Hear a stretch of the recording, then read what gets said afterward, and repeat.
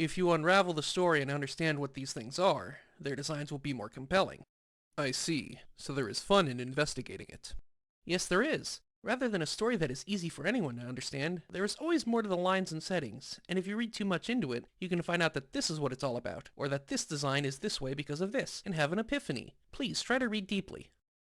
Well, ladies and gentlemen, there it is. We have Sonic Frontiers director Kishimoto himself requesting that we look deeply into the story and the characters. So, thanks Kishimoto. I will definitely start looking way too deeply into things that I shouldn't be. Sonic Frontiers. It's fascinating to me. I mean, not the game itself, it's kind of boring to be honest, besides the Supersonic fights, but Sonic Team themselves, their thought process, the way how they get to it, that's what fascinates me. I've been reading quite a few behind-the-scenes interviews and articles, and it's always fascinating to me to see what these guys think like. I want to bring you folks back in time, to 2017, 2018, when Sonic Frontiers was still in its early form. I've been reading a lot of interviews about its genesis of this project, because it's always been fascinating to me since Sonic Team has been awkwardly bragging about this being a brand new, never-seen-before game genre, open zone, but I'm not able to really explain what it even is.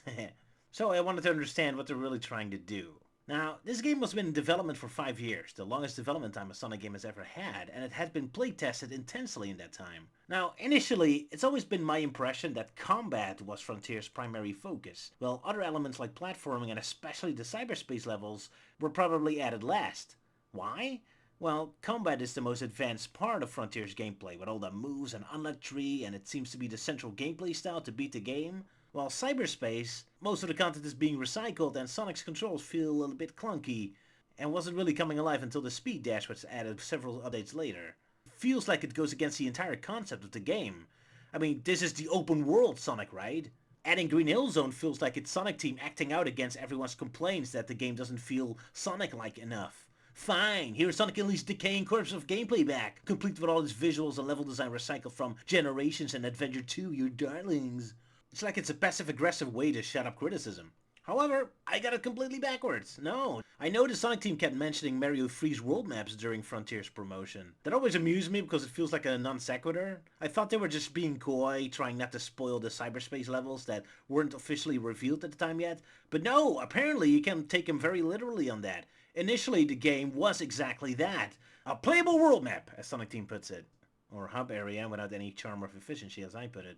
But, let's take a look at a few quotes, shall we? First, we created an open zone world map, a field where players could move freely in a 3D space, and scattered stages throughout the map so that players could move around and play from their current location. Then we received some very harsh feedback. They said things like, it's boring from where you are to where you want to go, nothing happens, and it's just some grassy field. That said, in most open world games, when you go from your location to your destination, you usually run or ride a horse. Something interesting happens on the way to the destination, and the story progresses when you complete. I love this. This is why I love reading interviews with Sonic Team. They're so fascinating. Here they are, looking at this newfangled open world games that kiddies are talking about, and they're like, huh, so the gameplay is you walk to locations. So that's literally what their open world section of the game is about. And then when playtesters are like, where's the game? Sonic Team is all baffled. People want gameplay in their games? Huh, such harsh feedback. Anyway, continuing. We have done quite a bit of playtesting in North America for this project, and the feedback at that time was that it was boring. The content was hollow, and it was just some grassy field. That's normal in so-called open worlds. It's just a difference of getting around in a car or on a horse. But that is not allowed in Sonic. In fact, that's not allowed in an action game to begin with. Sonic Team, if ever the thought crosses your mind of, if only Sonic could be riding a horse, then this game would be more exciting, then I think you're screwed up somewhere. Also, what do you mean you're not allowed to use cars or horses in an action game? Assuming action game means Sonic-esque platformer, what about Yoshi, the Donkey Kong animals, Mega Man speeders, and so on and so on? Heck, even Sonic can be put on a snowboard or a dragon if you want. But look, I get it. You remember when people mocked Shadow for getting on a motorcycle. But I don't think you understand the criticism. They didn't complain because there was some mythical rule that action games couldn't have vehicles. It's because Sonic, and Shadow for that matter, should be so skillful and awesome and moving around that they don't need a motorcycle. It's really too bad that all you got out of researching other open world games is that you walk around slowly in a boring ass location apparently. But I'm getting ahead of myself. Let's have one more quote, and boy is this one of my favorite Sonic Team quotes of all time. What was the breakthrough in such a trial and error process? We found the light through repeated playtesting. We would have children play the game and listen to their feedback, and based on that feedback, we would develop the game further and repeat the playtests. When we first implemented the open zone, or playable world map as we called it, we had linear stages scattered throughout a large field. We wanted to provide photorealistic scenery in the field so that people could enjoy the process of moving to the stages. But testers commented that the space was all scanty grassland, so moving around was boring. At that time, we realized that interesting to move around is Sonic's style, and that we needed to create an open zone that is unique to Sonic. I love Sonic Team describing the gameplay of their early version of Frontiers as enjoy photorealistic scenery. Alright. But then comes the bombshell. So a kid comes up to Sonic Team and goes, isn't Sonic supposed to move around interestingly? And apparently, that was a big surprise Pikachu face moment for Sonic Team. Oh, moving around is what Sonic is all about. Oh, now I get it. Yeah, who would have thought that Sonic, this guy with the funky poses and the cool animations where he's pulling off all these sick moves, whose gameplay entirely revolves around blasting and flipping like a champ through stages? Who would have thought that a game revolving around him should involve moving around interestingly? And it's only after this point that platforming and combat was officially introduced into Sonic Frontiers. This reveals so much about Sonic Team to me. Why the art cell has been so boring, why the gameplay is so automated and linear, why Sonic always controls like ass, why the stories have no energy, the animation is so stiff. Everything! Sonic Team apparently forgot that Sonic is about movement, action, funky energy! It's a miracle the music remained the same. Not to mention, I'm really amused that for all the posturing that Frontiers was going to be a new phase after the stale boost era, Frontiers' initial concept was to be a world map in service of those very same boost levels again. Interesting. Roger, you asshat, you say? So what? They were only just starting. Those poor fellas are working on this game, trying to figure things out, discovering what to do with this new concept. And hey, in the end, they did finish a completely fine game, with your beloved platforming and combat included. And fair enough. I'm being a bit snarky. I'm a bit of a dick here. It's just amusing to me, but whatever. It's all part of the discovery process, right? Your journey to success. Quite honestly, all of this wasn't even the point I'm trying to make with this video. This is just a very, very long prologue. Not entirely pointless though. Sonic Team's style of thinking is central to this video, so this introduction to their quirky style of thinking is still important. But no. Let me get to my actual point. The reason why I think Sonic Frontiers and really all Izuka-era Sonic games, story at least, is very boring and kind of pointless. So, this process, right, of Sonic Team making Sonic Frontiers. Now, never mind all the quirky details I've been mocking, let's just look at what's happening generally. So, Sonic Team wants to make a brand new style of Sonic game. They create a vague, open-ended foundation. The Starfall Islands. Or rather, island, singular, at the time. That grass island was basically there from the very beginning. I mean, some modifications as time went on, particularly being cut up into 3 islands later. But as far as I can tell, it generally stayed the same. According to leaks from the beta testers, there was a vague story about a ghost girl talking to Sonic and he can't enter a forest because of a fog and he had to fight an evil tree at the end of the gameplay at the time. Not really any cutscenes or hard story yet, but clearly someone put some thought into what was going on. Apparently it was going to be very nature themed. So yeah, it starts off very vague, very open-ended. You have a generic island that isn't explicitly designed to support any kind of specific gameplay yet, because there isn't any. At this point, it's just a playable world map, not expecting Sonic to do much else than to walk to level portals. And so the process goes on and feedback comes in. More and more elements are put on top of this vague foundation. People want combat, so combat is included. People want platforming, so platforming is included. Now, about that platforming, let's consider, right? Usually with Sonic games, the platforming is largely dictated by the geography of the levels. Look at the rocks, the paths, the landscape. You can see it flow, move. You can't imagine, even without playing, how and where Sonic will be running and jumping through it. However, the Frontier Island wasn't really designed with any kind of geographical logic to it. There's no slopes, no hoops, no mountains that dictate any kind of movement from Sonic. I don't look at this and think, oh man, I'm gonna jump here and run there. I just look at it and go, yeah, grass and rocks. Okay. To be fair, it is daunting to figure out how to make level geometry designed for linear games translate to an open world. I see the struggle. Still, I mean, that's the first thing that would come to my mind if I design an open world for Sonic. How can you make running, jumping, being Sonic and zipping around fun? Let's make one big playground filled with crazy stunts and cool paths to follow. And there are open world games made with that mindset. I mean, Assassin's Creed and Just Cause are all about the joy of moving around in an open world. But that was never initially in Sonic Team's mind. The platforming was stapled on later, and as a result, the landscapes of the game aren't really integrated with the platforming components as most Sonic games have. Basically what I'm trying to say is, the game starts as an empty canvas, a neutral blank slate, and then as the game development progresses, parts are stapled and stacked on top of it, with only a very vague concept of what the game was going to be. and the more specific elements like combat, platforming, puzzles, all figured out as they went along. It's kind of like sculpting a statue. Usually when sculpting, you don't immediately try to create the specific statue you want and immediately go for all the specific details and complex shapes. Usually you do it in steps and layers. Start knocking off bits of the stone block until a shape emerges, bit by bit, layer by layer, figuring out all the specific details as you go along, generally. So what's wrong with that, you ask? Well, nothing. There's nothing wrong with that. It's a technique, and probably a useful one. Now, I wanted to compare it with a different technique, though. So, Sonic Adventure. I can't help but compare Sonic Frontiers with this game a lot. There's a lot of similarities between the two. Both of them start a new phase in Sonic's career. Adventure being the first main 3D Sonic, salute of acknowledgement to Sonic R, Sonic Gem, and Sonic 3D Blast, and Frontier being the first open world Sonic. Nerdy salute of acknowledgement to Sonic Lego Dimensions. So both were pioneers, with Sonic Team having to stumble in the dark. Their stories also have a lot of the same beats. Ancient monster, collecting Chaos Emeralds, tragic tribe of the past died, and a ghost guiding Sonic to help restore the world. Not particularly relevant to my point, but, funny coincidence. It's also a very experimental game. It's clear Sonic Team was making a lot of things up as they went along. So both of them have that weird energy to them, where, everything in the kitchen sink is thrown in. Sonic Adventure has all kinds of crazy things, like fishing, pinball, flying the plane. Frontiers has also fishing, pinball, and flying the plane. And yet, in some ways, there is a huge difference between the two. For one, Sonic Adventure actually has fun, while Frontiers is a little bit more, let's say mature. But more important to the point I'm trying to make to this video, I think with Sonic Adventure, Sonic Team had more of a plan. Plan with a capital P. I mean, don't get me wrong, they didn't figure out the final product right from the get-go. They were figuring out shit as they worked as well. Just look at Windy Valley's beta version, for example, and compare that with its final version. The tone of the graphics, the flow of the level, the freedom. There's a huge difference between the year delay between the first and the final form of this stage. But there was a plan. Again, look at the beta version of Windy Valley. Different as they may be with the final version, you will also notice that the foundation was laid right from the beginning. There are 3 acts. One in the mountains, then you get sucked into the tornado, which then sends you flying up in the air. So Windy Valley as we know it was right there at the start. The idea, the skeleton, the framework. It was just a matter of making the individual pieces work. Takashi Iizuka immediately knew... Iizuka? That Takashi Iizuka? Man, where did this Takashi Iizuka go? He immediately knew it was going to be a Sonic RPG, but he also discussed with the whole team what elements of the originals they had to keep. There was a big plan.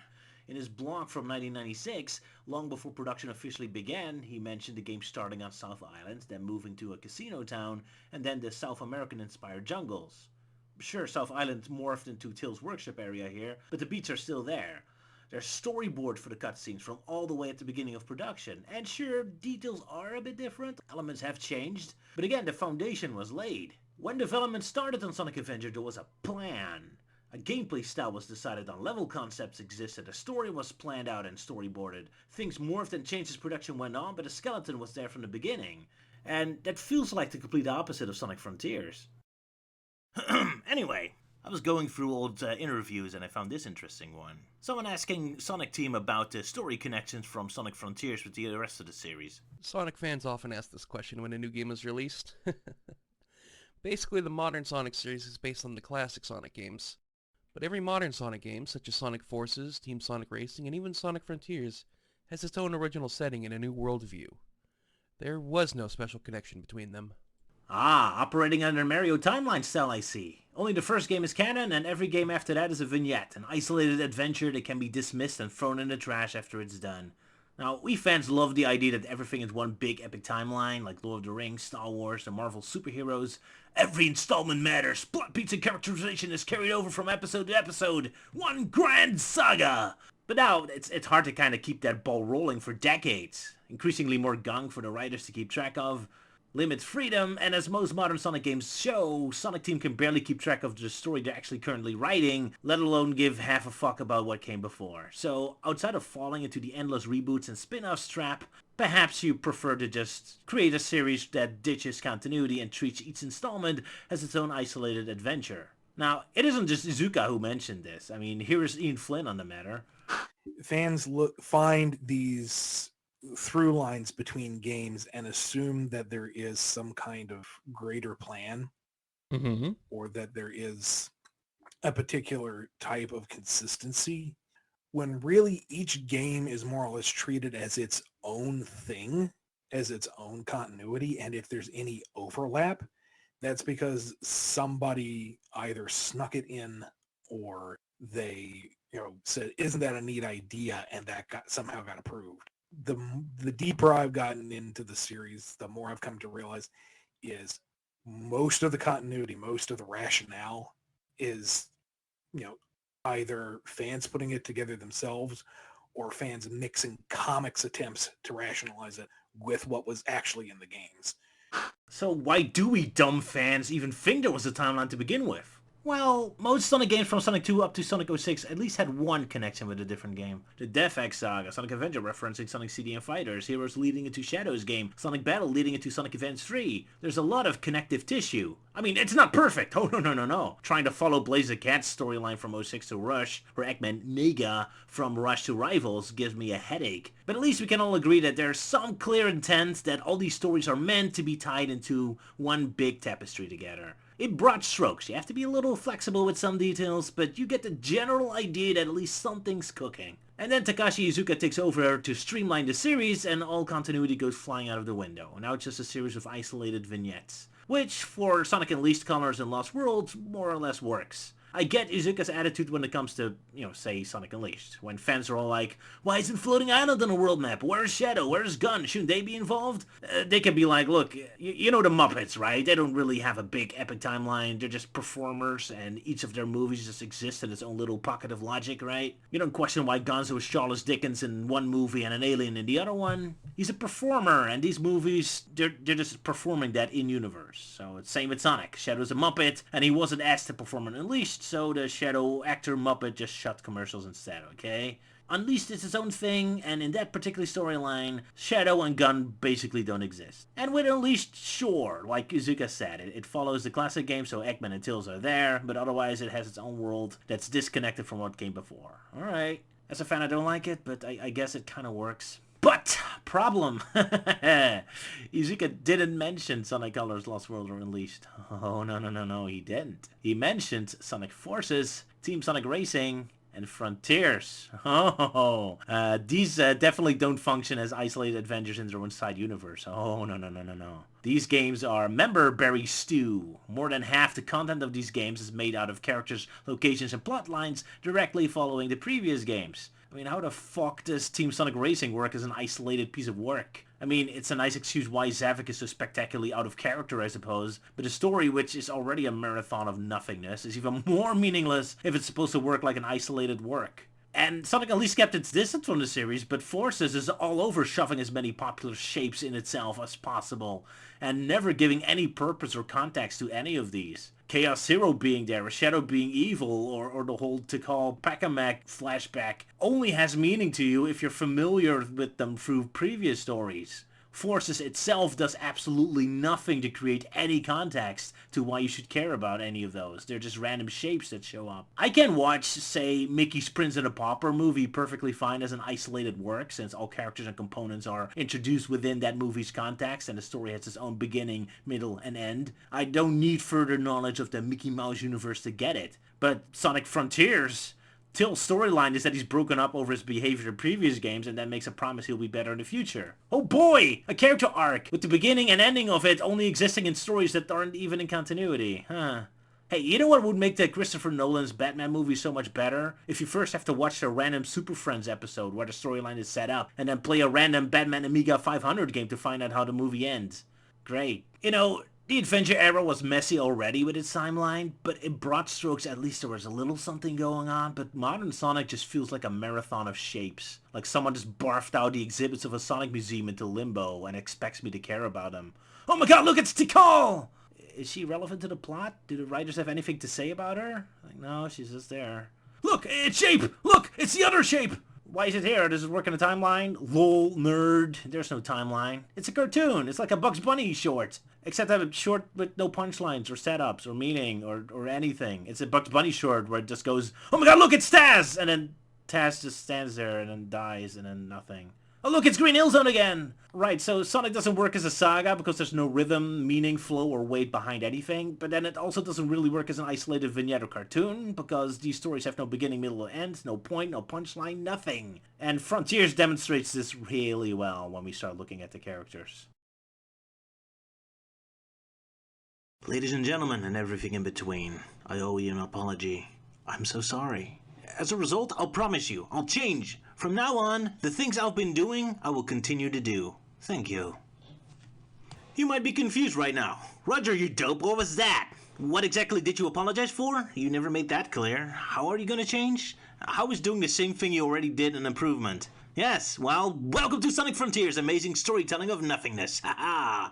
Look, let me lay out the purpose of this video first. Since with YouTube fan nerds, the point is usually this is bad or this doesn't make any sense. Big scathing takedowns on whatever media has ruffled our feathers. But let me make one thing absolutely clear here. This video has one very specific purpose. Explore why Sonic Frontiers storyline feels kinda empty to me. Sonic Frontiers really feels empty. I mean, the gameplay has hits and misses. Cyberspace is cool, and although it takes me quite a while to get used to the controls, as demonstrated in my embarrassing video a few months back, and Supersonic and fights are neat, the main game really feels empty, like a cell phone game of you doing the same jobs over and over and pointless collectibles, not helped by the enormously dull environment the game takes place in. But especially the story, and that's what we're really discussing here, the story. Great, big, important things happen in it, technically. We learn a lot of backstory of the lore. There's a giant monster to be taken down. The characters go through some character development, it seems. Yet at the end of the game, despite all the sad, epic music and sunsets and characters staring at each other meaningfully, as if we went through a massively rich and rewarding journey together, I feel utterly empty when the credits roll. I think Sonic Frontiers is playing a trick on us, and I'm going to explore it. Specifically this video, I want to talk about Tails, but especially Knuckles and Amy's alleged character development that they're going through in this adventure. This game spends a huge amount of time on characterization, more than any Sonic game before. Mostly because, well, in terms of story, nothing else really happens. There's no supporting characters to meet, little plot happening, practically no events or set pieces. Almost the entirety of the running time of the game is Sonic having a quiet chat with his friends or worst enemies, having a squabble about their feelings, their theories on alien civilization, and everyone endlessly reminding Sonic that there's things for him to collect. Collect the gears, so you can collect the Coco, so you can collect the purple coins, so you can collect Kale's emeralds, endless, pointless video game MacGuffin things to collect. So naturally, the little bits of characterization we do get from the main cast is the most interesting part of the story. At least until the main plot of the nameless aliens fighting Space Hitler finally takes center stage in the last 10 minutes of the game or so. Now, after I finished the game at first, I thought this is the rough story for as far as your companions are concerned. So after Sonic and the gang arrive at Starfall Islands, the security system of the island traps them all inside of cyberspace. Cyberspace is a mental landscape where the characters go through their worst memories and traumas, which blocks everyone from escaping, overwhelmed by their mental shortcomings, except for our hero, because he's so pure and strong of heart and blah blah blah. After helping the others out of their mental prison, the side characters all become very introspective, feeling guilty of shirking their duties, not working hard enough to avoid tragedies in the past. They become self-reflective. After a pep talk with Sonic, they find their purpose back in life, and with their newfound confidence, help out Sonic in his time of need, and give him the strength to destroy the End, the evil entity the entire security system was built for. Then the game ends on a bittersweet note, where Tails, Knuckles, and Amy all say they have to leave Sonic for a while, and have to be on their own, for self-discovery again, and become better people. The end. As in, end of the story, not the stupid name, the stupid bad guy. I think that's as much as I said in my first Dissected, and it's wrong. I was wrong on a few parts. Yeah, nobody called me out on it, which is weird since usually everyone is more than happy to call me out when I screw up. So evidently a lot of people made the same mistakes I did. Let's take a closer look to what actually happens, shall we? Let's start with the situation our heroes find themselves in, their cyberspace prisons. I was fully convinced this is a mental trap. It's their traumas, their insecurities, their mental blockades keeping them trapped. The more confidence you have, the better you are at fighting it, hence why Sonic and Eggman can move freely through cyberspace while the others are more helpless. Now, we never see what cyberspace is like for Tails, Knuckles, or Amy. Only Sonic, for whom it's just chunks of meaningless gameplay floating in limbo, and Eggman, who's farting around on an empty slab of pavement surrounded by meaningless limbo.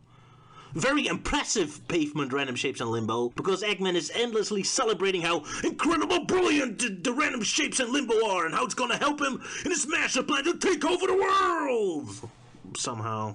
But yeah, let's take a look at what the other characters' cyberspace prison was like. Because, even though we never get to see it, they actually do describe their mental worlds. Amy says, Before you freed me, I couldn't see or hear anything clearly. It was like looking into a kaleidoscope that was always shifting. So no, it's not a mental blockade, it's just an endless parade of meaningless random shapes and colors. So basically any random modern Sonic level. But yeah, I was wrong. Whoops. Why did I think it was some sort of mental torture prison? Well, because it would fit so well with the story. I mean, we are told that the cyberspace world is made out of memories of the people trapped in there. Everyone acts very melancholy during the game, and everyone is much more introspective than usual. So it all feels like they must have had a Ebenezer Scrooge moment and revisited their Christmases of the past or something. It would give the story a nice punch, a nice flavor to it. But instead, no, nothing really happened. I guess they were just very bored and became introspective to pass the time. I mean, it's not necessarily wrong. It's not a plot hole or anything. It's just boring. The former explanation would have given the story more of a sense of purpose. An emphasis to their character development, that it was kick-started by something meaningful. Now it just sort of happens, because they're bored, I guess. Hence causing Frontiers to feel so meaningless.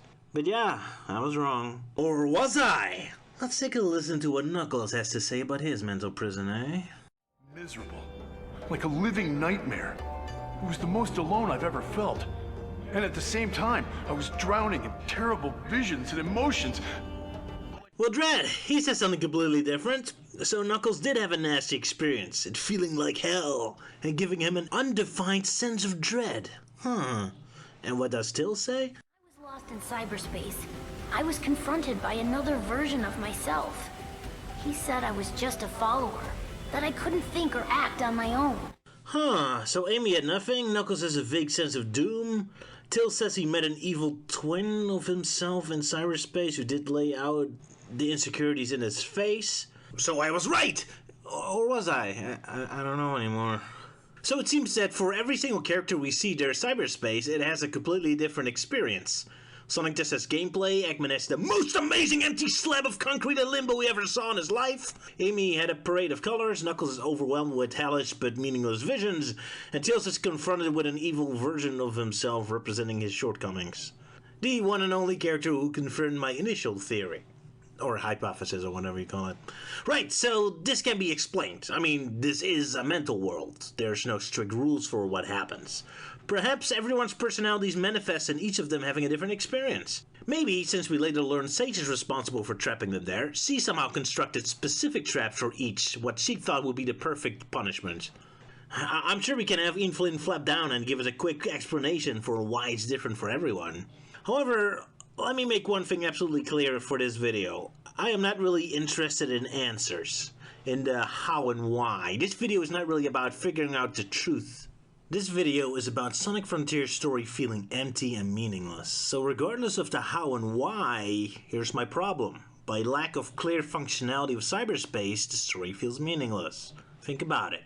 Cyberspace and how it affects the characters is one of the central story beats. It directly kickstarts each of the characters' personal journey. It's what corrupts Sonic and becomes the primary obstacle for him to overcome. Eggman doesn't do anything in the game. The end doesn't do anything until the last 10 minutes. And Sage, while half-heartedly sending the security system after Sonic, she's mostly struggling with her own storyline. So cyberspace in and on itself is really the main antagonist for most of the game. And if the game stuck to one specific way how cyberspace functions, or at the very least made the reason why it's different for each character central and part of the plot, the story would have been more interesting because each story beat had more emphasis. We know why everyone is thinking what they're thinking, how it works, what needs to happen, but as it is now, cyberspace is kind of completely random. So when emotional moments come from this, like Sonic's death and resurrection, when his friends sacrifice themselves from cyberspace doom, it feels hollow and random because the mechanics haven't been laid out. I don't know what Sonic losing himself in cyberspace means. I don't know how the cast knows they can sacrifice themselves to resurrect Sonic. What it means for them to sacrifice themselves, what they lost, what they gained, how they suffer. It means nothing to me because nothing's really laid out. I vaguely understand that losing Sonic to cyberspace is a bad thing, and his friends resurrecting him is a good thing, but that's all the meaning it has. Cyberspace lacks punch, it lacks personality, it lacks an identity. It's kind of vague and just like a bunch of stuff happens. Yeah, cyberspace is kind of a sense of dread and doom. It's kind of nothing. It's kind of Green Hill Zone-y. It's kind of whatever. Roughly, I understand what's happening and why it's happening. I understand the point, the plot, but I don't really feel any attachment to it. It ain't a flux capacitor or a Millennium Falcon or anything like a thing that has personality that you understand, you have a connection with. Everything is kind of random. Everything's kind of shapeless. So as a result, I don't really care about cyberspace. It's roughly an interesting concept, but since it doesn't really have a strong structure to it, it's hard for me to really give a damn about it, and it just results in Sonic Frontiers just feeling shapeless and boring. But enough about the cyberspace stuff. Let's look at our characters themselves and see what's going on. Knuckles, our favorite hot-headed guardian of the Master Emerald. Dear viewers, can you tell me, what is the character arc he's going through in this game? Oh, Roger, you idiot, it's obvious. You see, Knuckles always had to protect the Master Emerald in his life, but it feels unfulfilling now. Exploring these Turful Islands, he's realizing he's jealous of Sonic's freedom. How Sonic can go anywhere he wants, while Knuckles is always alone, fulfilling his duties. The Coco reminding him that he's near extinct himself, he's motivated to loosen up, enjoy the world. While he still takes his guardian duty seriously, with a twinkle in his eyes, he notes that he won't be up on Angel Island for too long. He has a world to discover. Oh, Roger, you idiot, it's obvious. You see, Knuckles has the noble duty of protecting the Master Emerald, but he isn't taking it too seriously. He's going off exploring. This ends up in disaster as he gets trapped in cyberspace. Meeting up with the Cocos later, he's driven to help them out with their duties. Learn the importance of fulfilling your destiny, even at the cost of your own life. In the end, he promises he should go back to Angel Island. Oh, Roger, you idiot, it's obvious. You see, following from Sonic Adventure 1's story where Knuckles is mindlessly protecting Master Emerald without knowing the truth of what happened to his people, he can't help but go investigate when new information about his ancient tribe is found. Exploring the ruins and discovering the connections between ancient civilizations and his own history, Knuckles realizing that protecting the Master Emerald is only part of his duties. Finding the truth of his people is his job too. So, what story is it? A, B, or C? Or D, all of the above? Or E, none of the above? A bit of A, a bit of C. There's bits and pieces to all of them. The prologue shows both Knuckles taking his job seriously and abandoning it, and in the end he both promises to go back to his job and not taking it seriously either. So yeah, all these storylines are right and wrong in every possible combination. So, hey, whatever plot you like, that's the right one. But whatever your thoughts are, that's my opinion too. Hence why most people prefer the third storyline, since it ties closer to the lore and history of the Sonic series and Knuckles' backstory. This story is mostly alluded to in the Japanese version of Frontiers, because yes, the Japanese version has slightly different versions of the character's story, creating even more fun chaos for us to entangle. That said, the American version still does contain elements of this story, particularly the scene of Knuckles investigating a rune, reminding him of his island. I absolutely love this scene, since the rune he's looking at looks completely generic and doesn't resemble any of the iconic runes ever seen on Angel Island. And when the game helpfully gives us a screenshot from Sonic 3 to illustrate what Knuckles is talking about, that screenshot doesn't even show runes but a rocky cliff in a jungle, which the runes also don't resemble. Amazing! Hey, here's an idea. What if the runes Knuckles found look like the Hydro City level tiles? Just a bit washed out and faded away, since it's in the desert, damaged by the forces of nature, to make it fit more with the new art style. Imagine that, the ancient aliens, being watery creatures, they build an underwater city to live on this planet, then the end makes it collapse when it attacks, forcing the aliens back to the surface, and then centuries later, the Echidna tribes found some of the ruins, recovered it, and treated it as some kind of holy relic they want to respect. That'd be a neat way to tie the aliens and Angel Island lore together. But nope, we don't get fun things like that here. Instead, it's just generic runes. Trust me, they're totally like the Angel Island architecture. You can tell by... well, because Knuckles says so. I mean, to be fair, most of the runes that we see from the games are from the Echidna civilization that came after the aliens, so obviously they can't drop a few Echidna statues in there. Still, there's some cool tricks they could have done. For example, what if the aliens had some form of clairvoyance? That they're the ones responsible for making the tapestries in Sonic 3 Knuckles and Adventure predicting their final battles of their respective games. Heck, add a third tapestry predicting Frontier's own final battle. That'd be a neat way to tie it all together. I mean, if you want the alien lore to be connected to the Ancient Island lore so badly, I mean, maybe the Japanese manual already explained it's the Echidnas who made the Muriel tapestry thingies or whatever, I don't recall. But either way, Bitching about the cheap and personality-lacking presentation of the games aside, let's explore the storyline of Knuckles being enticed by the alien connection to his own civilization now, shall we? It makes sense that the writers would put this plot beat into Frontiers. I mean, after all, we get aliens resembling the very creature that destroyed Knuckles' tribe, and them being responsible for the origin of the Chaos Emeralds. Lore directly connected to the Master Emerald, the most important object in Knuckles' life. Our favorite echidna is learning some very incredible, valuable new information here about his own origin. This should thrill him as a passionate archaeologist. I mean, that's Knuckles, right? The treasure hunter, the guy who knows all about ancient ruins and ancient languages and all that. This is Knuckles at his peak. So let's take a look at the scene where Knuckles learns about all this new information, and Knuckles' epic reaction to this all. There is no scene where he learns this or reacts to it. With exception of one scene of him looking at the generic runes, and the prologue I guess, Knuckles is a complete potato during the entire game, showing only the most minimal interest in what's going on.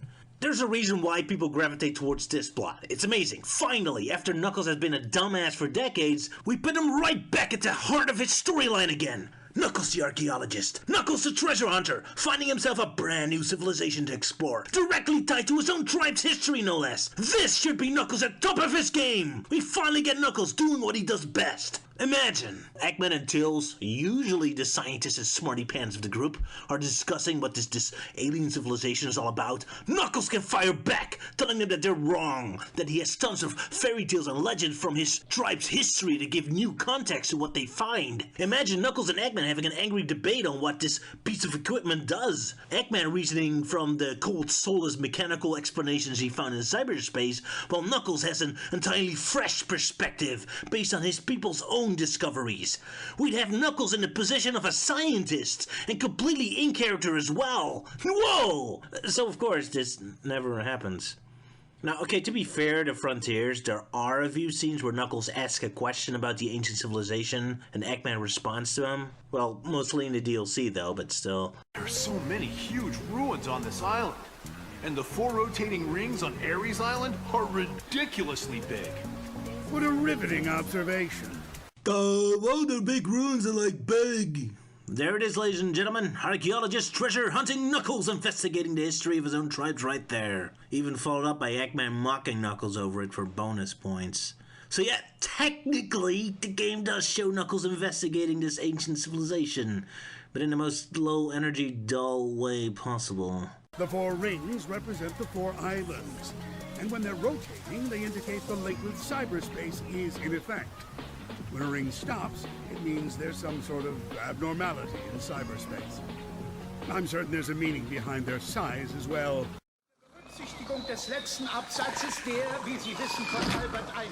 Again, whenever I make a point that something's not explained and doesn't happen, that I don't mean as in I want Ian Flint to write down a 5,000-hour lecture that Mike Pollock can barf out to us in the most boring, flat way. I mean, information presented in an adventurous, exciting way, with confrontation and emotion and excitement, you know? Not just characters just barfing out technobabble for 5 hours. But hey, it's expensive to animate, so of course, I guess I can't blame Ian Flynn for that. Also, I might give the writers way too much credit on them adding Knuckles investigating this stuff, since all playable characters get an equal amount of scenes where they ask a dumb question to Eggman or Sage. So it feels less like the writers are deliberately remembering Knuckles should be interested in this stuff, and more like they just had another 3 hours of cutscenes to fill, so just wanted to add a bunch of scenes where Eggman gets to fill us in on alien lore. And the fact that some of these scenes happen to contain Knuckles asking the questions was just a happy little accident. Now again, let me repeat, this video is not about pointing out plot holes or requiring explanations. I'm sure there's a logical reason for this. I don't care. The point is, it's boring. You are teasing us with the idea that we get Knuckles exploring the history of his tribe, practically handing out an IOU in the Japanese version, telling us, trust us, the next game Knuckles will totally look into the matter and be super awesome and lore-filled and blah blah blah, except then you've already given the most shocking information in this game, and Knuckles reacts to it like a potato. Why would I take your promise that next game will be better seriously if you can't be bothered to do it in this game? But hey, still, I mean, Frontiers did improve Knuckles. He's no longer the brain-dead idiot who shows no interest in anything but mindlessly punching things like it was in Sonic Boom, eh? Smash it with my fists, or I'll use my fists on you. I'll take care of it with my fists. Punch that thing myself. I've been making good progress, breaking all sorts of stuff. No one can beat me when it comes to power. So let's move on to Amy Rose. Ah, Amy Rose. If there's one character who desperately needs some character derailment, just desperately needs character period, it's Amy. See, Tails and Knuckles have one advantage over Amy. No matter how terrible they've been written and how broken they get, at least they have a home. A fundamental foundation point you can bring them back to. We know what they're supposed to be. Hot-headed, proud guardian, cute, capable, smart sidekick with some self-confidence issues. Just get the character somewhere back in that ballpark and we'll ignore the times you broke them. But Amy, poor girl, doesn't have a personality home anymore. Her original personality is persona non grata. Obliterated out of existence. Clingy, oblivious girlfriend? Excuse me. This is the year 2020 and beyond. We ain't doing that anymore, no sir. Our female characters are flawless, strong, independent bastions of strength and intelligence. Thank you very much. Now, Amy's original personality was always a bit off. I mean, I love the idea of it, her being a reversal of the Princess Peach type. No girly doofus who needs rescuing by her hero. This one is capable of protecting herself, but wants to be rescued by her hero because she's so helplessly in love with him. But she acts too clingy, resulting in Sonic being disgusted by her, especially since Sonic represents freedom, so obviously the idea of settling down is his personal nightmare. So there's a lot of fun you can have with this characterization, but it never really quite worked. She's either too annoying, or still played straight as Damsel, or Sonic's treatment of her is a little too mean-spirited. It's always a bit off. And in true Sonic Team fashion, whenever there's a problem that needs a little fine-tuning, just set it on fire and don't bother. So now Amy's just an empty shell. She's kinda strong, kinda smart, kinda responsible, kinda everything and kinda nothing. But no worries! If there's ever a game where we can fix her up, it's this one. After all, this is the game where everyone is self-reflective, where character flaws are openly discussed, and where characters express their desires for the future. So if there's ever a perfect opportunity to properly close off her original lovesick personality, put the lid on it, and introduce a proper new direction for this character, this is it. So let's take a look what Frontiers is doing, shall we? At first, it seems there's a very interesting thing going on with old Ames in this one. First of all, note that out of all the 5 characters trapped in cyberspace, she has the least amount of agency in it. Everyone else can move around, or at the very least get some kind of sensation out of it. She's the only one describing it as absolute emptiness, other than a parade of colors and shapes. So if cyberspace is connected to the strength of your character, that implies something is very wrong. So right after being rescued, she's immediately concerned about Sonic, and quickly moves on to rescuing Coco's, and putting stress on Sonic for rescuing Tails as soon as well. She's all over the place, so Sonic tells her off. Concerned she's biting off more than she can chew, and lacks focus. You can't help anyone if you can't help yourself first.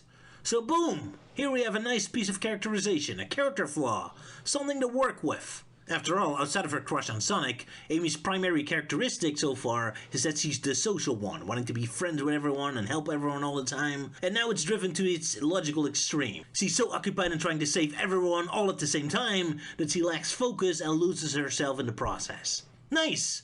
That's a great direction to take her in. I love it. So obviously in the very next cutscene, Amy learns that she wants to spread love around the world and Sonic encourages her, and we stick to that plot beat for the rest of the game. So right after setting up our character as being too occupied in saving strangers and going all over the place, the game immediately 180s into no, she needs to save more strangers and be even more selfless. So we're going into the complete opposite direction with our character now, huh? Great.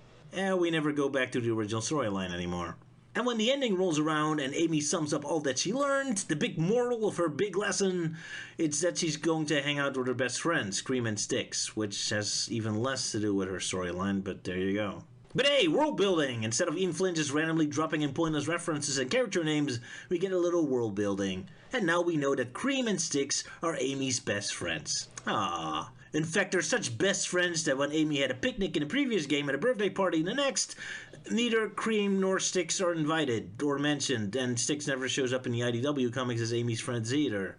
So yeah, totally world building and not Ian Flynn just throwing meaningless references at us. No siree. But it's not over yet, as a year later the DLC was released. Here we seem to get a return to the original plot. In this DLC alternative final chapter, Sage forms a new plan on how to take on the End and sends our heroes on new missions. However, Amy takes initiative on her own. Still feeling she needs to rescue the Coco, she decides to delay her quest to find the Chaos Emeralds and starts collecting Cocos instead. Several characters call her out on this, and even Amy herself barely seems to know why she's doing this. It just feels right. Uh-oh, here's Amy being unfocused again. What happens next? Will Amy's obsession to save everyone ruin Sage's plan to collect the Chaos Emeralds in time? Or will Amy's sidetracking quest gain our heroes a new fighting chance as the Cocos end up being very important? And the answer is yes! And no, and maybe, and I don't know. The game doesn't allow you to continue unless you got all the Cocos, so that means they were important, I guess, maybe? Or the game is just being annoying. So actually, Amy and Sage have a conversation about this, where Amy confesses she has no idea why she's collecting the Coco, and Sage gives her a pep talk that the Coco might actually serve them well. Wait, sorry, shouldn't that be the other way around? Isn't Amy endangering the plan by going off script, so shouldn't she be defending her decision towards Sage? Now, it's Sage who's agreeing with Amy's instincts more than Amy herself, so basically removing Amy's own agency from her own plot, so what is the story here? Amy's story is completely told backwards. Instead of either having Amy be right and win one over Sage, or in her being wrong and learning a valuable lesson, instead, nothing. Sage herself likes the idea, and so there's no conflict. There's no real conclusion to the story here. It's just random things happening. So there's no real setup, payoff, or conflict, or anything story-related. It's just random stuff happening. I mean, it's not necessarily bad or plot or anything, but it's just really shapeless, and again causes Sonic Frontiers to feel like it's about absolutely nothing. I'm not even sure if this plot is even a result of the plot you set up, or whatever. Moral of the story, just share your love with the world, which means just randomly doing what you think your tarot card says, I guess. Speaking of our moral, sharing your love with the world, here's another example of how messy and unfocused this is. So in case you haven't noticed, Sonic Frontiers has this weird theme where the alien civilization is split into 4 sections, each representing our 4 main characters. There's one warrior-minded alien with a land of Cocos functioning as soldiers, right where Knuckles happens to be. There's a scientific-minded alien with a land of Cocos functioning as scientists, right where Tails happens to be. There's a heroic alien who gave his life for the cause, with a land... Oh wait, without a land, and without Cocos. I guess their function was to also die. Representing Sonic, who also died for the cause, kinda, twice even in the DLC. And then there's a love-obsessed alien, with a land of Cocos functioning as morons who run into an explosion for their true love or something.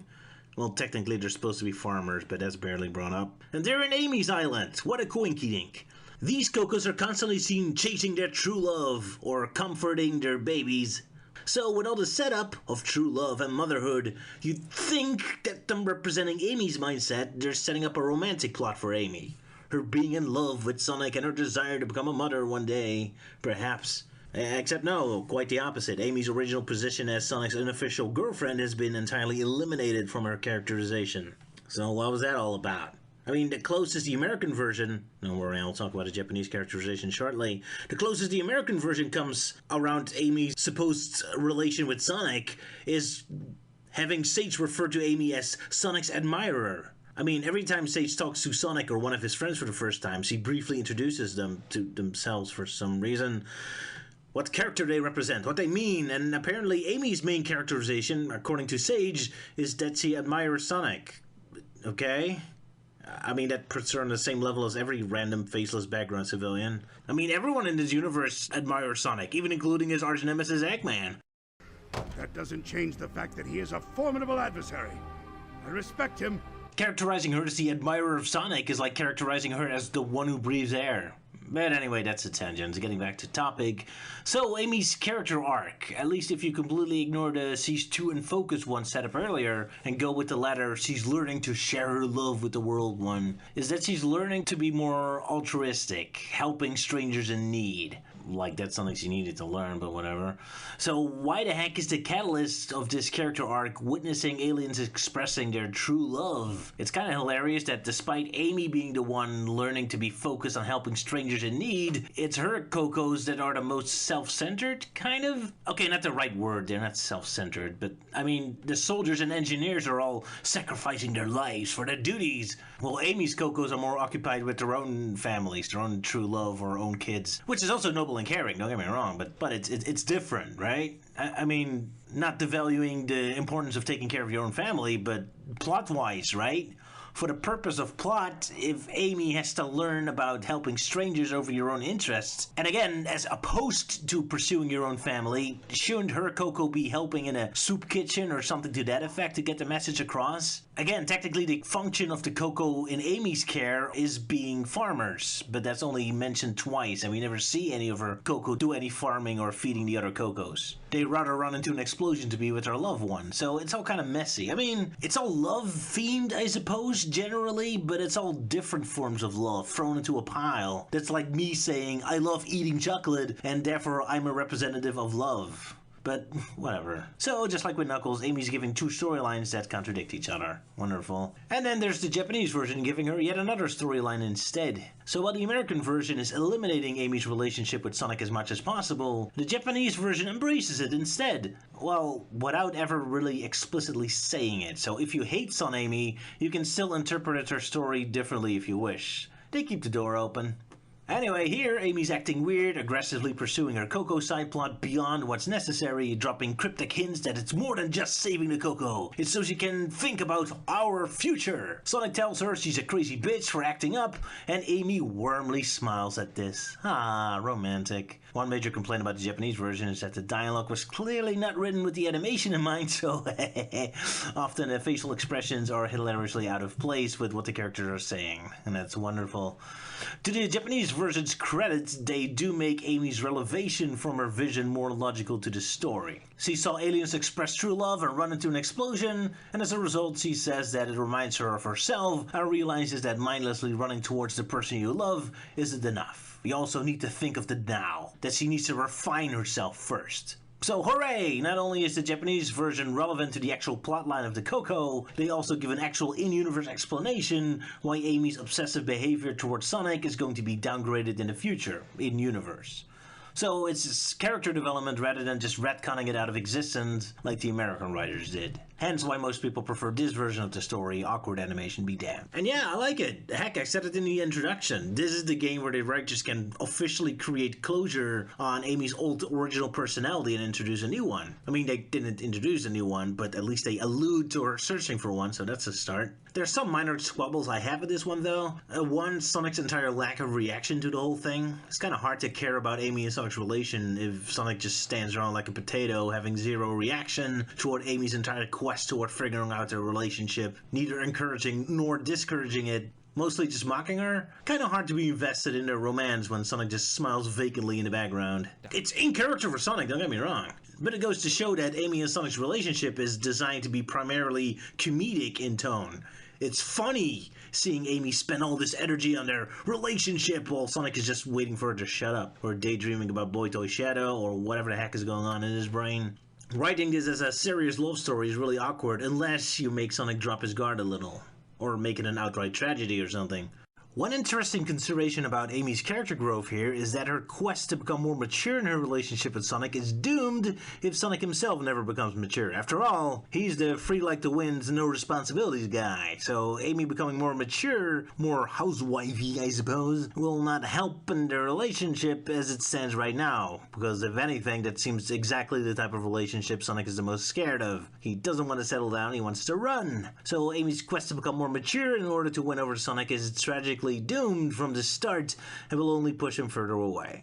So hey, that's interesting for us fans to think about. I doubt the official writers ever will. If anything, that's the main reason why I am disappointed why we're never shown Sonic's thought on the matter in this game. Here's Amy talking about their future and realizing herself more as a person, and he's just, yeah, it sounds hard. Is it lunchtime yet? Although I suppose that in and on itself is confirmation that he's still in Peter Pan mode. Girls are icky. Back to adventure. And of course, we'll never have Sonic maturing up because his devil-may-care, free-like-the-wind attitude is what makes him Sonic. Maturing him up from that is essentially killing the character as we know it, so that ain't happening. Making this whole plot either a joke or a tragedy. Yet it never presents itself as either and pretends it works fine as it is, which makes it feel off to me. It's like a joke without a punchline, or a drama where nothing sad quite happens yet. It's not necessarily bad, but it's kind of missing something.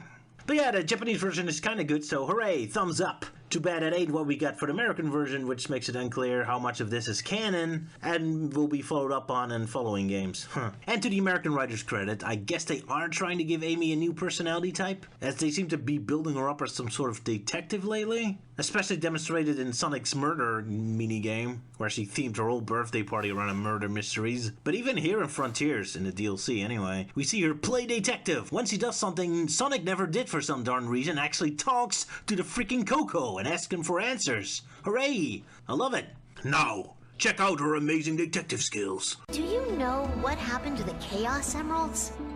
임의섬의 소백코일이 내 한을 보면서 리키아나 마타벨 메비스 몸을 흠마흠메르다. Thanks for the insight. We won't let you down. Amy, follow-up questions. He confirmed he did something to the Chaos Emeralds and you'd never ask him about it. Detective Amy, everyone. Ms. Marple she ain't. Now, let's move over to Tails. And the good news is, like Amy's Japanese version, I don't have too many issues with him either. In fact, he's probably the best written character, if only for the fact he's the only one that actually has a clear, consistent storyline, even including the Japanese version. So hooray! Finally, no contradicting plots, just one. Tails has self-confidence issues as the sidekick. Wonderful! Except I still have two problems with Tails' story. One is that Tails' story kinda goes nowhere. This is best demonstrated with the Japanese version, where in the end of the story, he sums up the conclusion of his story arc, that from now on he'll save the world with the help of his machines. Hooray! Isn't that what you've already been doing in every single game up to this point? To be fair, and unfair at the same time, every character has this issue. I mean, Knuckles learns that he should be continuing to protect the Master Emerald, and Amy learns she has to hang out with friends and help strangers. You know, characterization they already had in every single game. Even if they have been neglected to show up for a while, but that's more a presentation problem rather than an in-universe problem that needed resolution. Oh boy, I love character development when they triumphantly declare that they'll keep doing the same thing they've always been doing. In the end, Amy in a Japanese version is the only one with actual change, officially eliminating her original clingy attitude, even though her clingy attitude was already been eliminated for a long time and hasn't been seen since, what, Sonic Rush in 2005? Sonic and the Black Knight from 2010, maybe? Oh, 2009. But nice to have an in-universe confirmation now, I guess. And in fact, let's talk about in-universe for a bit, because that's kind of key with Tails here. So, Sonic Frontiers seems to be fixing issues that we fans had with the characters. Problem is, I think the problems are often caused by presentation rather than any kind of in-universe cause. Knuckles and his Master Emerald, for example, it's not like Knuckles ever explicitly in-universe states that he doesn't care for it anymore. I mean, the Sonic Adventure games established that he can carry the damn thing in his pockets. Well, wherever Sonic characters keep their items. So, in-universe, there's no real issue here. He still takes his duty seriously, presumably, just occasionally takes a break. Presumably with the Master Emerald carried in his something. Problem is more presentation-wise, as in, the game designers use him nilly-willy and throw him in any kind of game scenario, whether it makes sense for him or not, and whether they even have something to do for him or not. Because he's designated main character man, as I like to say. Knuckles being considered one of the trio main characters, so he has to be in all games, except that unlike Tails and Amy, his character is story and context driven, so the writers need to put a little effort into justifying his presence, which they then never do, and we're just left to assume what's going on. And if that happens once in a while in a silly spin-off game, whatever. No big deal. But when it's been more than a decade since Knuckles' original purpose has been even glimpsed at, and his personality is gradually turning down into something entirely new and dumber, eventually fans start wondering what's up. All Frontiers really needed to do is to reconfirm that yes, the old Knuckles is still here, and we're done. An in-universe explanation is not really needed. And if you're gonna give an in-universe explanation, I expect a full exploration of what's going on. Okay, you want to discuss it? Fine, let's discuss it. How serious does Knuckles still take his job? What exactly is happening when he's buggering off to another racing or Olympic competition? Why is he getting increasingly more reckless and kinda dumb? I'm sure a good writer can come up with something interesting here, but that will require the writers to take a stand, to make a point, to slam their fist on the table and say things about Knuckles. He is tired of his duties. He is more reckless. He is longing for something different. But as you must have realized by now, Frontiers isn't really interested in making any strong statements on the character, so everything is all nilly-willy and vague. The guy, he's kind of unhappy, but he's also still happy, and he still finds it important, but also doesn't find it important. He's kind of embeds it, but also kind of doesn't. Yeah, no, a little, what, I don't know. Like, whatever you think, what's the case, that's totally what we intended. Choose your own preferred interpretation, I guess. So yeah, Tails, he's the one with the clearest problems. With Knuckles and Amy, it's vague, a result of Sonic Team not really knowing what to do with these characters, where fans feel like something is wrong, but we can't put our fingers on exactly what. Tails, on the other hand, he has big, in-universe scenes that people like to point at. Especially the Sonic Forces scene where he's cowering when Chaos Zero is attacking him, making Tails look utterly spineless, as if he hadn't fought off way worse opponents up to that point.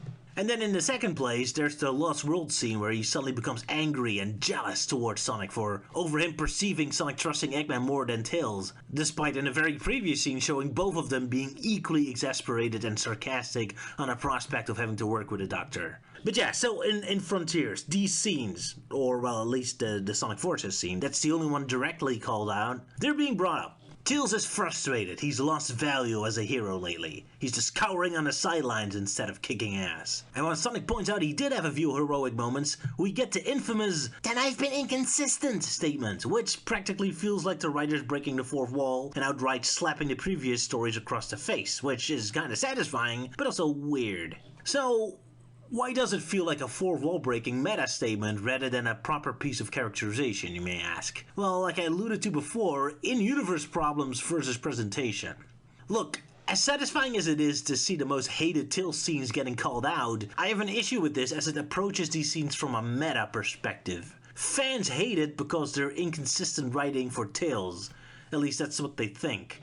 However, technically I disagree with that statement, because I think fans are identifying the problem incorrectly. I mean, Tails being jealous at Sonic or Tails being terrified, these scenes in and on themselves aren't a problem. They could be perfectly fine, powerful scenes in a good story. The problem is, these scenes lack a proper setup and payoff. Take Sonic Forces scene for example. At this point in time, Tails failed to rescue Sonic, resulting in a 6-month war with tons of destruction and death, and presumably all citizens of the world being in a constant state of paranoia as they're haunted by terrifying visions and illusions created by the Phantom Ruby. Must have been breaking down their mental states. Tails being exhausted, broken by guilt, and utterly confused and paranoid by not being able to trust his own senses. It's a perfect setup to him being completely broken. That is, if that was really set up. Sonic Forces really lacks any punch in its setting up its world. All these things I mentioned are vaguely alluded to, but they're never really fully demonstrated. Nothing in the dialogue really indicates that Tails is legitimately tired and broken. I mean, you'd think that he'd immediately assume Classic Sonic is yet another one of Infinite's illusions to screw with his mind. But no, he immediately becomes best friends with Sonic, like right out of the gate. That's not a Tails who's completely paranoid and broken. That's just the happy, fun Tails. And even that could work if it's indicated that Tails is just utterly desperate, tired to the point of suicidal, that he just happily takes on any form of vague hope out of sheer exhaustion or something. But no, if that's the case, we have to assume it ourselves. Look, I'm willing to bet this scene could have been extremely popular and a powerful moment in Forces if Tails was given proper character arc in Forces. Imagine we start a game with Tails in his Sonic Lost World characterization, full of himself, filled with pride and jealousy, and then things go horribly wrong. Sonic is taken out by Infinite. Tails tries to rescue him, but his hubris makes him weak and unprepared, and he's knocked aside. Then, 6 months later, we see the toll of his hubris. Spirit is broken, he's utterly exhausted from the endless war, he's blaming himself for failing Sonic, and feels partly responsible for Eggman's rise to power. And then after meeting Classic Sonic, he regains his confidence slowly until, in the climax, he has a big hero moment, where he does manage to save Sonic from an identical scenario with Infinite, bringing the whole thing to a full circle. Pride, humiliation, lesson learned, humble hero is born. Whammo, we got ourselves a nice punchy little character arc. And I'm sure that's what the writers think what they did. Or the writers suddenly realized, alright, it's supposed to be a kiddie game, and then they self-sabotage their entire story into a formless goop, because it was too dark for a Sonic game. Well, of course, still keeping the imagery of a shell-shocked broken Tails traumatized into a wreck for the kiddies to enjoy. You know, just take away all the context and it's all kid-friendly. Look, kids! Tails is traumatized, but in a fun, happy way. Hooray! Regardless, the fact we never see Tails really do anything at the start, nor at the end of the tale, we miss 2 of the 3 central points of his supposed character arc. We see him do nothing, then be a coward, and then continue to be nothing. So, leaving us with the final impression that he's just a wimp from start to finish. Now, finally moving back to Frontiers. Frontiers is all about character introspection and constantly bringing up the past. If there's one story where this mess can be fixed, it's here. Now, with Tails and Sonic having a quiet chat about Tails' insecurities, an opportunity presents itself, where the writer can give additional context to Tails' behavior in the last few games, and properly create closure to them in-universe. Have Tails acknowledge that he's been a dick in Lost World, and perhaps give us additional context why it happened. Have Tails, or Sonic, more directly allude to the character arc he should be having in Forces. Something. But Frontiers never really does this, because it's so utterly terrified of making any kind of solid statement on the characters. Look, it managed to acknowledge that Tails wants to be a heroic sidekick, but is frustrated he has moments of weakness in the past, alright? That's the most clear and hard statement Frontiers is ever gonna make about any character. Hoping for anything deeper than that is futile. So instead, the specifics are waved off with a meta statement. Tails has been written inconsistently. But not to worry, dear people, the amazing Sonic Frontiers writing staff is on the job now, doing a way better job. Which, in all honesty, they are an improvement, at least in terms of characterization, than the previous writers, but it's still leaving a lot to be desired. That's because you could argue that fixing Tails' story arc of the previous game would be detrimental to his story in Frontiers itself, except that his entire story in Frontiers is him dealing with this past behavior. Frontiers itself never gives Tails anything new to do other than barf out technobabble, so what do we even miss out on? Frontiers is making endless and endless references to past Sonic games anyway, so might as well make itself useful and do something with it.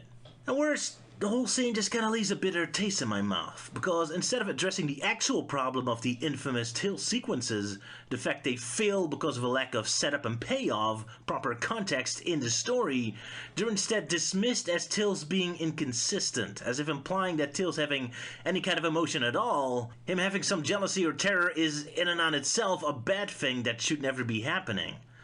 No, Frontiers, I want Tails to be able to get jealous or terrified. I just want the writers to put in the work and properly establish why he gets to these points. And preferably give us closure to these scenes at the end where Tails' character journey is properly discussed and the right lessons are learned. It's that Lost World and Forces were lacking. You, my dear viewer, may have recognized I occasionally refer to a character as acting like a potato. It's because I'm noticing the characters often have an utter lack of reaction to events that should be deeply personal or emotional to them. Whether it's Knuckles learning information about the tribe he dedicated his life to, or especially something I'll be talking about shortly, Eggman's entire lack of reaction to gaining a daughter in this game, it sucks a lot of the life out of Frontiers. It's hard for me to care about the big, shocking revelations in this game because the characters have little to no reaction. So seeing Tails' big emotional scenes from the previous games being dismissed as inconsistent writing, rather than just scenes lacking proper foundation, is kinda concerning to me. As if Sonic Team is interpreting our issues with these scenes, and possibly the general consensus that Sonic games have been too silly and need to become more serious, as a cry that we want the series to be devoid of emotion and the main cast to face every and all story beats with stoic indifference. But anyway, I'm still wondering, what is Sonic Frontiers' story really about? It's definitely not about Sonic's friends, who only got a minute of screen time. We've got like maybe a minute's worth of dialogue to do this. Can we really navigate all the nuances of this particular topic? I can hardly give it to Sage, who has all her juicy backstory crammed into the last 10 minutes of the game. Frontiers didn't get a chance to explore their relationship at all. Most of the development is on the back end unless you farm for the Eggman logs first thing, because Izuka-san and Kishimoto-san didn't want it to be in the forefront. They wanted it to be a secret and a slow burn until the very end, and then the game's done. So what is the plot that we actually spend most of the time in this game on, you ask? What is the story really about? Well, I'll tell you. It's really about mystery. Almost every cutscene is about characters pondering what's happening, or hinting at some mysterious thing lurking in the dark. Ooh, the mystery. It's a mystery story. I'm sure I made it clear at this point that I hate the mystery. Heck, my pre-release video about Sonic Frontiers was all about how I utterly despise Sonic Team's dumbass attempts at writing mystery stories. The whole thing just doesn't work for me. And specifically for this game, parts that bother me are, for example, the fact that most of the plot involves a bunch of incomprehensible magic. Oh no, the magic aliens, magic cyberspace has magically magicked the AI of a magic girl and now trapped everyone in a magic cyberspace jail that require magic MacGuffins to be released. It's like, I don't give a damn about your mystery when it's all about MacGuffins and random video game shit happening because the plot says so. I'm invested in a mystery because I have a comprehension what the rules are. And the problem isn't even magic in and on itself. I mean, I think the early Harry Potter books work perfectly fine as mystery stories, despite involving magic, because all the magic involved in a mystery tend to be introduced first before they become part of the bigger story. The advantage of the story taking place at school, most of the magic involved in the big revelations are usually introduced in the classroom lectures before, and often we've already seen Harry and friends try to perform them by themselves before it becomes part of the narrative. With Sonic, I have no idea what anything is, so I don't really care. Shit happens because the plot says so. I'm as invested in this cyberspace magic nonsense as I am in magic stars and jiggly pieces in Mario and Banjo-Kazooie. It's just a bunch of video game mechanics. Collect a MacGuffin so you get the other magic item that opens a new level so you can get another MacGuffin so you can unlock the final boss. But never mind that. Here's another thing. What is a mystery, actually? I mean, basically, a mystery is a question, right? And where there's a question, there's an answer. So, let's ask the question and receive the answer. What's this mystery all about then? What's going on? And that answer, of course, is... the end. Good old the end. I don't know if I love it or hate it. I have a complicated relationship with this thing, this character. Here we have a character that's so boring, so nothing, so utterly void of anything, and yet at the same time so hyped up, so full of itself, so utterly vital to this plot. Like, it takes just being merely a boring character and then it loops it backwards into it becoming the most amazing, larger-than-life, spectacular boring I've ever seen. I hate it, but I also love it. This guy is center of your plot. Almost every cutscene exists to tell you how cool he is. Sage is terrified. Why? Because the end is lurking. Oh, look, mysterious machinery. Why was it built? It's because the end is lurking. Oh, the destruction, the tragedy. What happened? The end is lurking. So why did Sage threat everyone in Cyber? The end is lurking. Why are the islands so bored? The end is lurking. Why is the end is lurking? Ooh, oh my. All this tragedy, all this horror, all the betrayals, all the twists, all the lore, the existence of the Gale's Emeralds, the creation of the Chow, the history of the Echidnas, all of it, all because the end is lurking. Dun dun dun. All this build-up, all this mystery, all this excitement, and then you get to the end of the game and hello, I'm the end. Pew, pew, pew, pew, pew, pew, pew. It's a space rock, an evil space rock. And then he immediately starts bragging about himself. I am the end. I am infinite. I am ultra powerful. Sonic, I've seen all your other final bosses, and I'm so much cooler than them! What, you think Chaos Zero is cool? Well, guess what? There's this whole planet filled with Chaos Zeros, and I blew them all up! I'm so cool! What, you think Mephiles or Merlina are cooler villains? Yeah, well, there was like this whole galaxy filled with Mephilises and Merlinas, and I blew them all up! I am so cool, you guys! Whoa! Oh, well, you're like Ganondorf and Sephiroth and GLaDOS. Yeah, well, there's this whole universe filled with them, and I blew them all up! I'm so cool, you guys! Whoa! I'm the coolest villain ever! Yeah! Oh, I hate this character. I love him. I don't know. It's so pathetic. But pathetic in such a beautiful, artful way. He kind of reminds me of Murray from Monkey Island 3. Except then played completely straight. That's our man, that's our villain, the end. Wow. It's like a 5-year-old designed him but had no imagination. Like, design a villain. Oh, it's this box. This box is the villain. This box is, it's a super powerful box, and it's the most powerful box ever. It has power level 5. No, power level 10. No, power level 100. No, power level over 9,000. No, over 9,000 times over 9,000. Whoa! Oh, you know the best part is, you know what I love about mystery stories? You know, you read like a mystery story a second time, and then you can see how all the puzzle pieces fit, right? Reading it again, I suddenly notice, oh, that's why Colonel Mustard left the room in a hurry in this chapter. This is when he was secretly picking up the phone. Oh, that's why Madame Blue's coat is wet. This is right after she must have crossed the moat. So if you go through Sonic Frontiers again, and you go, oh, so that's why the aliens made this artificial lake. It's to stop the end from entering the cave, because he can't swim, or something.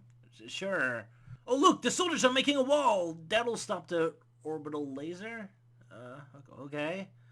I mean, to be fair, I suppose this is still from when the villain was supposed to be an evil tree. I suppose a wall works better against those. But yeah, so anyway, This character, the End, he really only works on the player's own imagination. He's entirely made out of hype. So for the character to work, your imagination has to do all the work for how scary and how super strong he's really supposed to be. That is what allows him to work. So, unfortunately for Sonic Team, never make me use my own imagination to fill in the gaps of your story, because my brain's default setting is parody mode. So I will always turn everyone into a complete moron, unless you give me a reason not to. And you sure as heck didn't. So, moron he is. But yeah, this guy or girl, whatever it is, this is at the center of the story. This is what it's all about. Let's take a look at what we know about him. Here's Ian Flynn explaining all there is to know about the End. Who or what is the End? An unknowable, incomprehensible essence of malevolence and destruction, seeking order across the universe. That takes the form of a boring gray planet. Purple. Okay, fine. Still not very interesting or fascinating. But hey, who am I to judge? I love how most of the talk his co-host Kyle just mocking how lame he is, and Ian can barely be bothered to defend it. An ignoble, incomprehensible essence of malevolence and destruction, seeking order across the universe. It resembles a purple moon, but in reality it is death, and everyone interprets its look differently. It also has a huge ego about itself. So the only thing I find remotely interesting is that seeking order thing that Flynn mentioned, because at least that gives him something of a motivation beyond evil. I was looking for if that was ever established in the game itself, and it kinda is, but like with every other plot point, it's done in such a blunt and dull way that I completely miss it and I aren't even really that sure. All the teeming chaos of creation, brought to order, to neutrality, to nothing. Like, he says the words, but it doesn't really sound like it's his mission, or he particularly cares. He says it so matter-of-fact.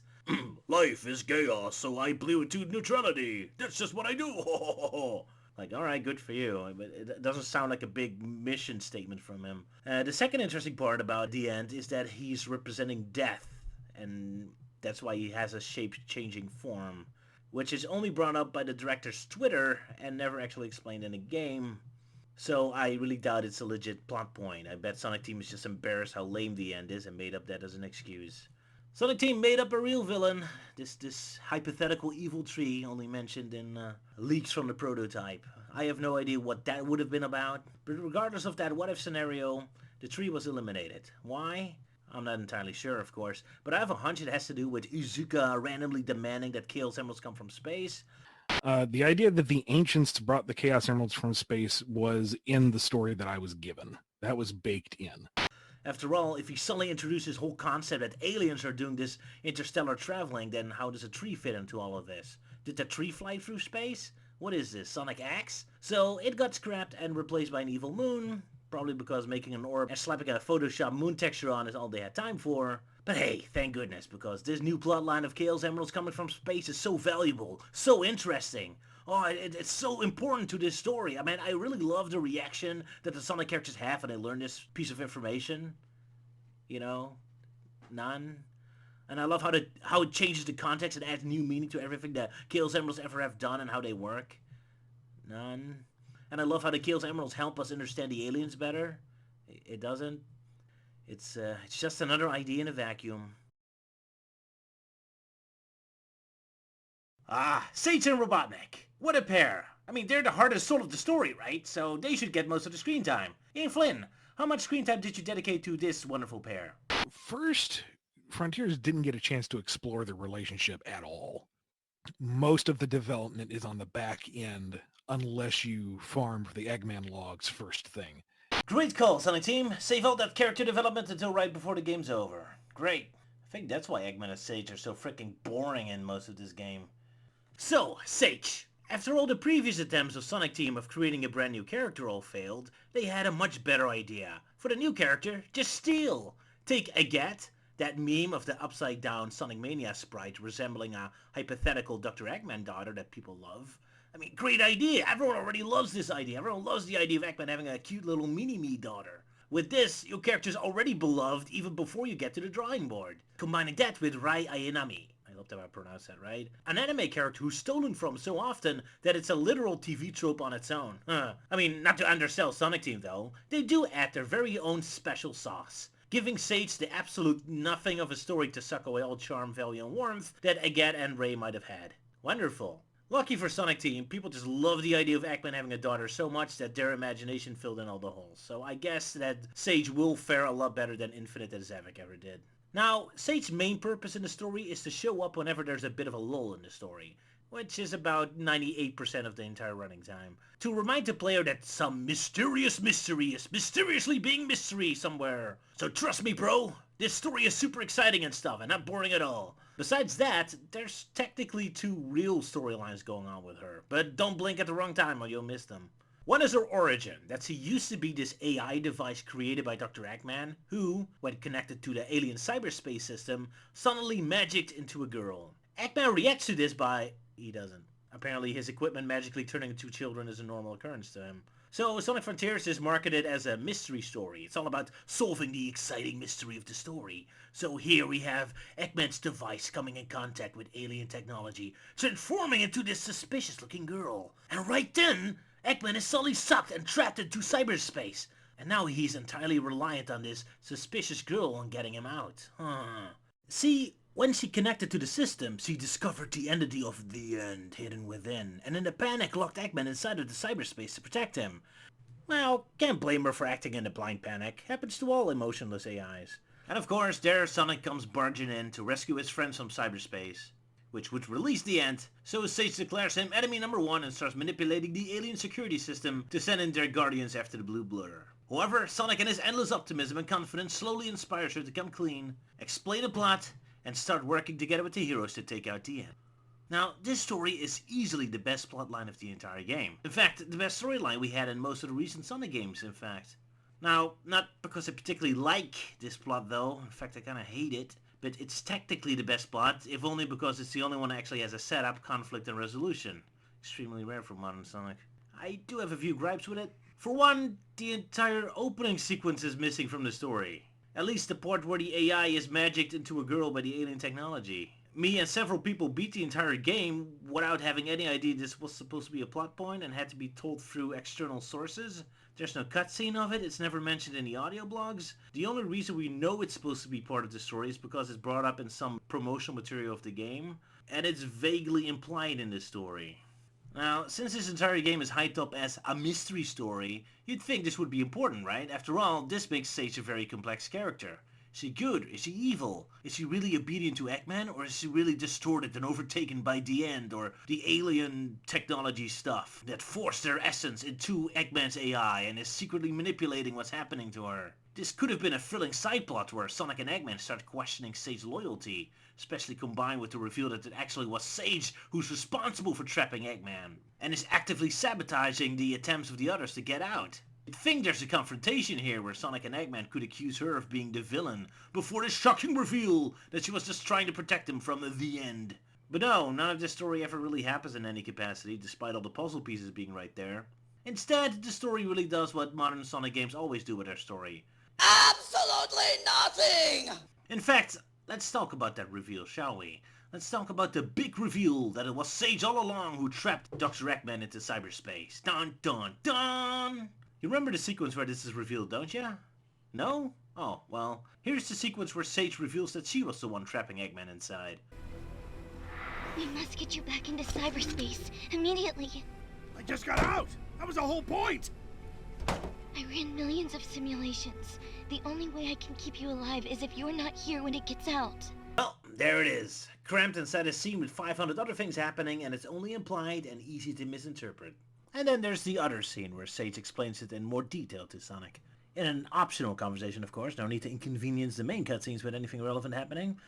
Look at Sonic's reaction. There it is! The emotional climax for the central mystery. Why and how did Sonic's friends get trapped in cyberspace? Who's responsible? Well, there it is. Man, I'm tearing up. What an amazing story. Look, to be fair, it's nice that Sonic's mature and reacts to this information with a cool hat and all. But man, is it a really boring way to tell a story. After spending 2 hours being melancholic and depressed about all the horrific things happening here, you expect a bigger emotional payoff than an optional, "Hi, yeah, I did it. Oh, okay."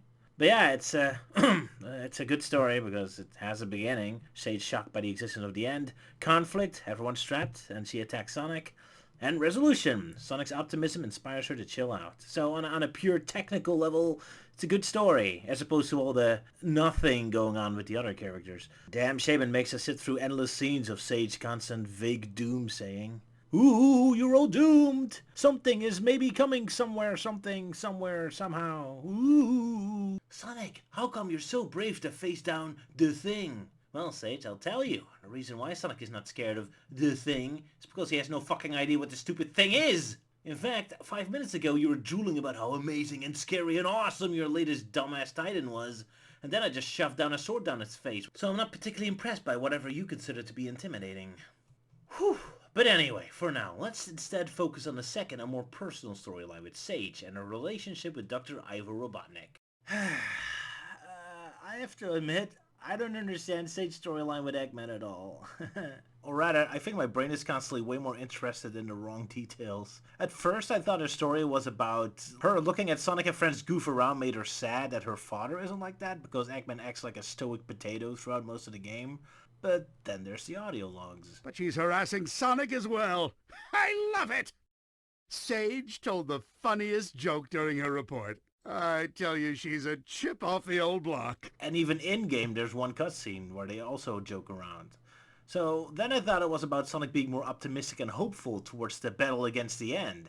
Sonic inspired her to get out of that we're all doomed mindset. But that doesn't work either because Eggman is equally optimistic and hopeful. Neither Sonic or Eggman are ever given full context of what's happening, so neither can really make an actual judgment on their ability to fight the end. So both are equally unimpressed by Sage's eternal doomsaying, so I don't know what Sonic adds that Eggman didn't. So then I thought her story is about her struggling of having to go against her programming to work together with Sonic against her father's wishes, but that doesn't really work either because Sage is already going against Eggman's orders. I mean, she's keeping him into cyberspace while he's ordering her to get him out, So at this point, what the fuck is her story? Just generic robot learns about the meaning of love? Love does not compute. Is Sage just craving for Dr. Eggman to really see her as his own daughter? Randomly joking isn't enough. She's looking for something more meaningful, something much more deeper. I mean, that would be neat if there was like a confrontation where Sage directly asks Eggman, or there's like an actual attempt of interaction where we really get an insight of what Dr. Eggman thinks about that. But there never really is a scene like that. She always seems more than content to just be the robotic server. So, I'm missing pivotal scenes here for this to really work. Because now it just kind of happens randomly, mostly off-screen-ish. Or is it just, hey, she's a Neon Genesis lady, and that lady is always sad and has a sad song, so now our brain-dead copy does too. I have to admit, at this point, my admittingly cynical take on her story is that there really is no story. The Sonic team just made a bunch of vague, sad scenes with no context so that players can project their own interpretation and internal feelings to it. So that everyone is kind of tricked into thinking this is a deep story because they're basically projecting their own soul back into themselves. It's something I feel Nintendo loves doing in their stories a lot too. And since this game is copying Zelda Breath of the Wild a lot, I wouldn't be surprised. That's why I find a lot of Zelda storylines equally empty and boring myself. Look, sorry, I don't have a soul to project myself into. Or rather, my soul is exclusively turning stories into a parody. So all I'm seeing are stupid jokes. And there's way more missed opportunities. I mean, take Eggman's utter refusal to work with Sonic, for example. Here, it feels extremely forced, especially after Sonic Lost World, where Eggman was totally chill working with Sonic. Now, there was potential here if you take Sonic Forces into consideration. The very previous game. I mean, after all, up until that point, Sonic and Eggman's battles have been relatively lighthearted up to this point. Even when things could potentially go horribly south, like with the missile and space colony arc in the adventure games, it was always resolved before any real trouble was caused. Well, I mean... But Forces really changes the game. Now Eggman is actually in charge of the world for 6 months, while Sonic is being actively tortured. So you can imagine this is gonna have way deeper scars than just a quick skirmish that they're having for just a couple days. Having Sonic and Eggman be extremely bitter toward each other over the ordeal, and thus making Sage a much more important third party to try and get them to work together again, would have added some serious punch. Out of all the random references to previous games to add in this game, this one would actually have added to the main plot. But as usual, Sonic Team is too cowardly to make any cohesive statement about its characters and its world, so Forces is swept under the rug, and Eggman refusing to work with Sonic is just kinda forced as hell. And only happens because the story would be over in 5 minutes if it didn't happen. And then there's the other plot beat that my brain keeps getting stuck to, even though it's clear to me that Sonic Team and Ian Flynn want me to ignore it. Sage merging with the alien network. Having Dr. Eggman put zero thought into that is an ocean of missed opportunity to me. It would make the mystery of the plot and Eggman's relation with Sage so much more interesting. It would actually get her more integral to the core of the plot and the mystery, and now she's just a detached agent for the most part. And look, I guess it's probably my fault that I keep getting stuck to this plot point. I mean, the game itself clearly doesn't care. The one time Sage interacts directly with the aliens, they just tell her to shove off. And even Sage herself dismisses the concept in one optional conversation, referring to the event as just charging her up, and that's it. But story-wise, this makes no sense to me. I mean, why would you, as a screenwriter, make this big deal about having this brand new character you created doubled in power by suspicious and seemingly plot-relevant circumstances, while you don't want me to pay any attention to this? The only relevant part of this entire plot is that the AI is now charged up. But Sage is a brand new character. We as an audience have no frame of reference of how powerful she is by default. I have no idea what the difference is of a purely Eggman-created Sage or a alien technology-infested one. Remove this entire plot beat and nothing changes. Sage can still be the creepy powerful AI screwing with everyone. Her abilities in the game aren't more or less believable, whether she magicked into a TV trope or not. Now, you want to know what my theory is on this? Or hypothesis, I should say. Now, this is entirely unsupported by evidence and me completely grasping in the dark, so take it as you will. But I'm willing to bet that Sonic Team wanted this pointless AI turns into a daughter by alien magic plotline for one reason only. To remove any agency from Dr. Eggman in the creation of his daughter. I mean, think about it. Sega wants Eggman to have a daughter, because, again, it's very popular. But that raises questions, right? Who's the mother? Or if the daughter is a robot created in a lab, why did Eggman want a daughter? Is he lonely? Does he want someone to carry on his legacy? And so on and so on. It invites questions. It adds humanity and depth to Eggman. I mean, you don't just create a family to yourself nilly-willy, right? Unless you really got drunk. But Sega doesn't really want us asking these awkward questions, because we might see Eggman as an actual complex character. So instead, they just create circumstances where his daughter just randomly poofs into existence with absolutely no input from Dr. Ivo himself. She was just a random AI he just created, and it just happens to magically turn into a daughter. He has no real agency on her creation. Now, just add a stoic detached personality, and voila! We have a father and daughter relationship where the father has no motives, no chemistry, no nothing. All the warmth, joy, and humanity sucked away. No worries, just put him in front of a sunset with falling stars at the end, and Sonic fans will project their own interpretation into this utterly empty relationship. And I blame this entirely on Sonic Team themselves, or at least Sega. Since whenever I see Sage and Eggman's relationship portrayed in more, below-the-radar media, like Twitter pics, perhaps even the audio logs, who knows, there's way more of an attempt to create chemistry between the two. But in the actual Sonic Team created canon, real official, big budget, main sequences, Eggman and Sage are just two potato sacks to me. So, I think I ran out of things to say. Poor Sonic Frontiers, taking some steps in the right direction, but boy, is it just boring. There's an internal desire within Sega to keep everything as bland, brand-friendly, and frozen in time as possible, which wouldn't be a problem if then the media created designs itself with that in mind. It can work. I mean, Mickey Mouse, for example, despite being a bland, safe corporate mascot, can still occasionally star in some cool stuff. But with Sonic, I think the design of all this stuff is wrong. I don't really like this whole all Sonic media as one timeline and canon to each other thing they're doing now. You'd think I love it, I think most Sonic fans do, but I have such an utter apathy for the main Sonic game timeline right now. It's so dead inside and lacking any kind of substance. Like I said before, it just feels like Sonic Museum exhibits barfed out in limbo. There's no connecting world to any of this at all. Man, I recently watched Sonic Underground for the first time. It was so nice to have characters in an actual world again. Missions, goals, romance, betrayal. Not just a parade of shapes, but actual stories. I've been extremely cynical this entire video. Now, Sonic Generations X Shadow is coming, and it looks interesting. It's kind of hard for me to say where it's going. I mean, on one hand, it's Generations again, so here's another parade of familiar shapes. Keep dangling those keys.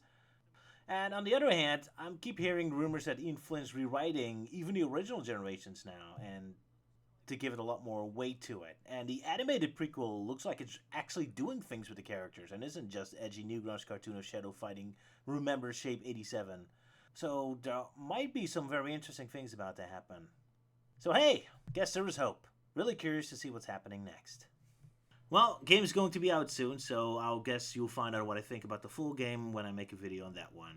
If I will. I gotta admit, I don't really enjoy making these dissected videos too much anymore. Sorry for the rough quality on this one, huh? Guess I just run out of patience. Guess I can sympathize with Sonic Team's messiness. I'm horribly messy myself. Woo! Anyway, thanks, Solid Commander, for some voiceovers, and I see you folks. Bye-bye.